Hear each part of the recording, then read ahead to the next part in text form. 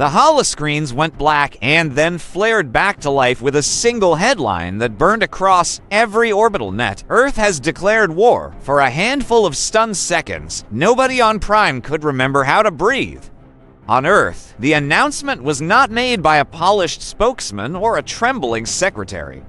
It was Commander Drew Vega on a cracked uplink voice, ragged but steady through static as images from the Tribunal streamed live. A ruined hull, the battered Varno cuffed to a broken daze, and Ryan blood-smeared chest heaving, standing like a spear planted in alien marble. From this day, Vega said again for cameras that would never forget the tone, "We are not slaves. We will be judged by how we fight." The reaction split the galaxy. Some systems recoiled in horror, puppet governors whispered for calm. Militias in frontier sectors who had been gnawing at the edges of empire saw the signal as a flare and moved. On trade worlds, markets crashed and then rallied as weapons contractors calculated new profit margins. For many millions of humans, the declaration crystallized years of quiet fear into clarity. There would be no more hiding. But a declaration is only words until fists back them up. Within 48 hours, the battered Earth warship that had dropped the capsule over the Tribunal was repaired enough to sail again. It was a patchwork of old metal and new tech, its hull scarred, its guns jury-rigged with scavenged plasma coils. Vega called it old justice and appointed Ryan reluctant, 17, and suddenly iconic as a field courier and symbol of morale. Ryan accepted the role with a stare that said he would rather fight than be paraded.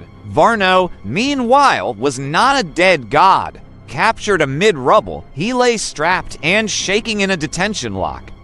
His pride was fractured. The Vardani scars he bore were not merely physical. When he had regained consciousness, he spat, not in defeat, but in temper, promising a reckoning that tasted like ice. The first skirmishes were small, brutal, and perfectly visible. A mining colony on the Orion's rim fired a warning flare when Earth Marines boarded to seize supplies. An ambassador as convoy was ambushed and reclaimed by local rebels who chose to hand the spoils to Vega's ragged command. They moved like a guerrilla cell that had outgrown its name, striking supply lines, hijacking communications relays, and sending back images that made the human home front clench and stand taller.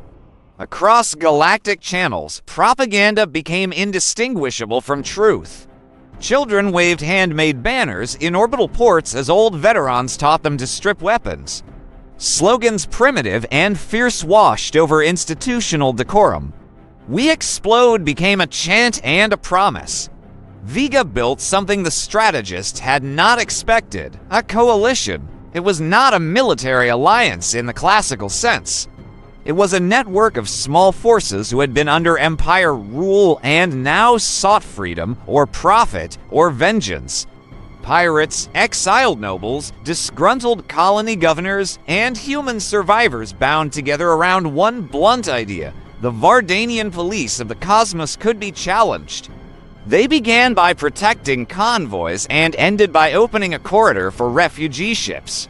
With each victory a freighter saved, a blockade broken, the alliance grew from hopeful whispers to a real, if ragged, fleet. Ryan's role changed overnight from symbol to soldier. He ran raids on courier lines and stood shoulder to shoulder with hardened veterans who had once tutored him in simulators. Vega kept him close, both as a shield and as a mirror of what Earth now wanted to become: unpredictable, relentless, unwilling to be negotiated into oblivion. When Varno was finally brought before a field tribunal and improvised council under the broken arches of a reclaimed orbital station, he had a look that made veterans turn away. He had been stripped of rank, but the metal of his armor had taught him the language of pain and honor. In front of a crowd that howled for blood, Varno spat at Vega. "You started this," he snarled. "You made us animals." Vega did not answer with words. He answered with a staccato order and a measured strike that left Varno conscious, but ignominious. The spectacle was meant to say something to both sides. Earth could win and still be humane. It could humiliate and then hold the line, but propaganda is a knife that cuts both ways. Some Vardanian cells took the humiliation too personally. The months that followed were less grand battles than attritional warfare. Space lanes went dark under coordinated raids. High-value targets were hit, fuel depots, orbital factories, and comm relays. Earth's engineers learned to cannibalize and modify alien tech. Vardani commanders responded with brutal reprisals, occupied towns, public executions, and targeted assassinations. The war's ledger balance not in grand armadas yet, but in pain, patience, and improvisation. Ryan saw more than glory. He saw towns emptied of old women, saw children clutching stuffed toys under smoke-stained roofs, saw the way a soldier-ass face went hard at the taste of someone else's fear. Each raid's victory carried a cost. When the old Justice finally limped back into a refugee corridor she had helped clear, Vega let the crew down for a handful of hours. Ryan walked the decks in the cold dawn, looking out at a sky modeled with tracer fire and damaged transponders. "You okay?" Vega asked quietly, leaning on a railing that rattled with the ship's wounded engines. Ryan shrugged. "I thought it would feel bigger," he admitted. "Like?" The moment after the first strike would change everything. It did, but it's messy. People are hurting. Vega nodded. War is always messy. But not all mess is useless. He tapped the patch on his arm, the faded Earth symbol, stitched years before by hands he could no longer find. We carve meaning out of the mess. That's how we survive. Days later, a transmission arrived that chilled the marrow. Fleets of Vardani auxiliaries, far larger, better equipped forces were being rerouted from border patrols and heading for human systems. A full-on Imperial response was mobilizing. Intelligence suggested a punitive armada would converge on Earth's outer colonies within weeks. The night before the first major purge, Ryan stood under the battered dome of an orbital hangar. Varno's name had become a curse in several dockside taverns. Vega's voice was an old story retold with new edges, recited as if it were a spell.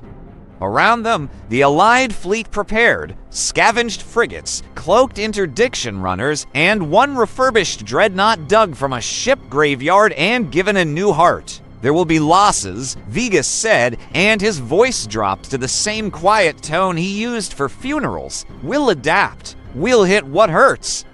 We hold what matters. Ryan looked at the faces of men and women who had chosen, not asked, to stand. He felt the truth of Vega's words settle in him like a weight. He thought of Varno's spit and of the Tribunal's glittering hall. He thought of Earth, small and stubborn, and of the sky smeared now with sudden, dangerous possibility. When the first armada arrived over a mining colony, it did not come to negotiate. The first battle that followed was no neat clash of tactics, but a raw, cruel test of endurance. Ambushes, boarding actions across vacuum tethers, fighters weaving through debris fields. The Allied force lost ship's good people but tore a gash in the Empire's flank.